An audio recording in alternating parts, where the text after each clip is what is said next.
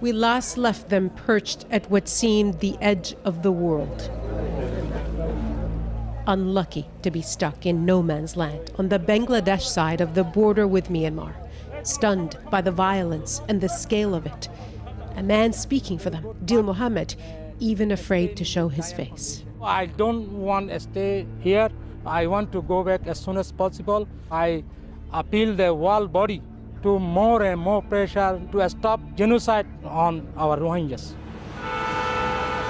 A year later, we are in Myanmar, and genocide is a word far more readily used abroad to describe what happened to Rohingya Muslims here.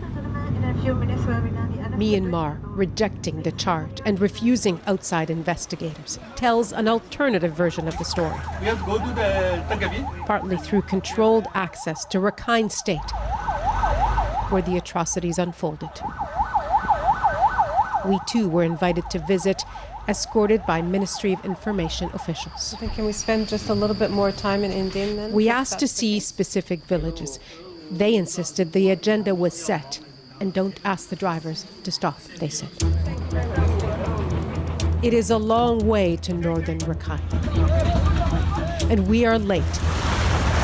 A year and hundreds of thousands of refugees late. But by seeing even glimpses, we might still gain insight. It's horrific weather today. Lightning, thunderstorms, and a lot of rain. It would have been something like this almost exactly a year ago when thousands of people were trying to get from Myanmar to Bangladesh on waters not far from here. It's no wonder so many of them died at sea. Immediately striking as we drive north into the killing zone, the haunting hints of the razed Rohingya Muslim villages that remain. Look at that right there. What look like coconut trees that have had their tops taken off. Oh, here's a few more here.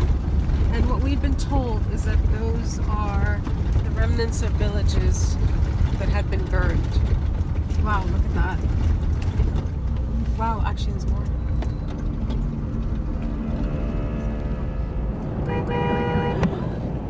As we speed by one village, Chenkali, we could only identify with the help of a map phone app. Human Rights Watch says 700 buildings were burned down here in a systemic campaign. There's nothing left to come back to. Also striking, a lot of building is going on. As the acknowledged site of a massacre, the village of Indin seemed a peculiar place for a first stop. Burned are mostly the Muslim sections, the rest left intact. Not a single Rohingya Muslim resident is left. And they're probably not coming back, says the village administrator. He says the new homes are for new Rakhine and Hindu residents. The revelation of the massacre and mass grave here led to prison sentences for 7 Burmese soldiers involved, but also for the Reuters journalists who investigated it. There is nothing left of any kind of evidence that anything untoward happened here. And furthermore, people here essentially saying they don't know of such a massacre. An older couple finally let us in. Takin Tenji had a tea shop where the Muslim kids also hung out. She says they warned her about an impending attack. She uses a derogatory name for Muslims. Rakhine Buddhists killing Muslims is just 1 out of 100, she says. The difference between Rakhine and Muslim is that Rakhine Buddhists are kind and feel for others, she says.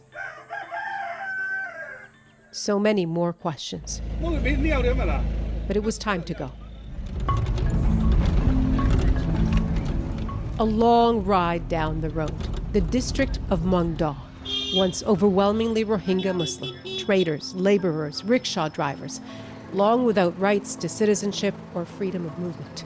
Now, 500,000 of them simply gone. Local officials call them Bengali, and they tell us they're working and rebuilding to bring them back. They reject accusations of genocide or ethnic cleansing in their midst.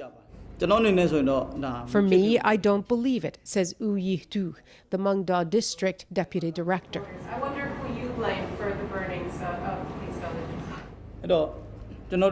It was the terrorist group, he says, known here as ARSA, the Arakan Rohingya Salvation Army. He later showed a video he says is proof. If there's a genocide going on, how come Muslims are still here, says this official. They also blamed the group for preventing Rohingya from coming back. No one mentions the resistance in some parts here to such returns. We're introduced to Marmak Shayi and his family. He says he returned on foot from Bangladesh, and he echoes the local officials. Why did you decide to tell your story? Why is it important? My properties and house were burnt, he says. We're living like beggars. I was so angry, and it happened because of ARSA. That's why I'm talking to the media, so the world knows. The next day, after several hours on bumpy roads, we arrive at that border. Here, they say, is the proof of Myanmar's commitment to repatriating Rohingya, a reception center ready to welcome them. But there are none for us to meet. Only 171 people have returned since it opened in January. Nearly 1 million wait in Bangladesh, in what's become the world's largest refugee camp. Officials here again blame ARSA, and oddly, Bangladesh. In a new report, the UNHCR says the conditions are not yet in place for a safe, dignified return. At the so-called zero line, we have the chance to ask why. It's that same camp we visited a year ago, this time from the other side of the border. It's grown from about 1,000 to 5,000 people. Dil Mohammed is still here. He no longer hides his face, and he still wants to go home. Still no situation to safe for us in Myanmar. You prefer to stay there than to come here. We affect our life. Food is not important for us. Our main important is permanent and get permanent solution, sustainable solution about Rohingyas issue. It must do the ICC. Crucial to that, he says, must be a trial at the International Criminal Court. And will they have something to come back to? Citizenship, the villages, free movement? Or has their expulsion been cemented on the ground? Why do you think the government bring the media here to meet you guys? I think you are not free, you are not independent. It is organized by our government of Myanmar. It's time to go again. Please take a seat. There we go.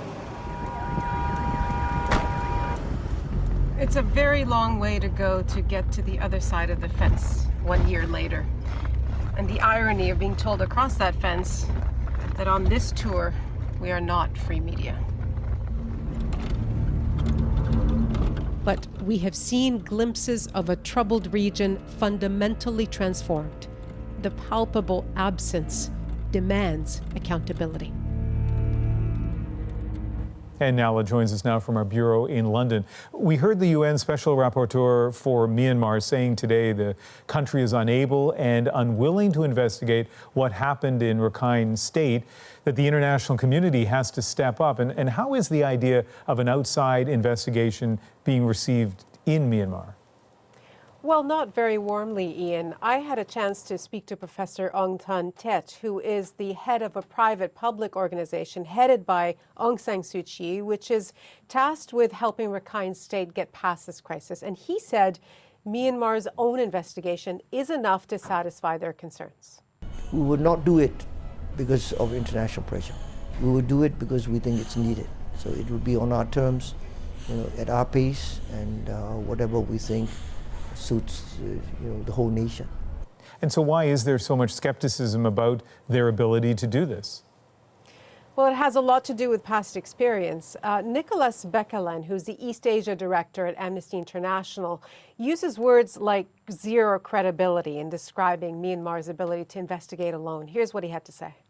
Myanmar has a history of setting up these investigative commissions, and none of them have yielded any kind of results. We also have to remember that under Myanmar's constitution, the Tatmadaw, the military, is above the law and above this type of investigation by a civilian body. So from the get-go, it's basically impossible to investigate what has happened. Ian, I should also add that the government is allowing access to northern Rakhine State, but when they have, as you've seen, it's usually been quite controlled. And it's not for everybody. The UN Special Rapporteur on Human Rights in Myanmar has never been allowed in the country at all. Ian. All right, Nala, thank you. You're welcome.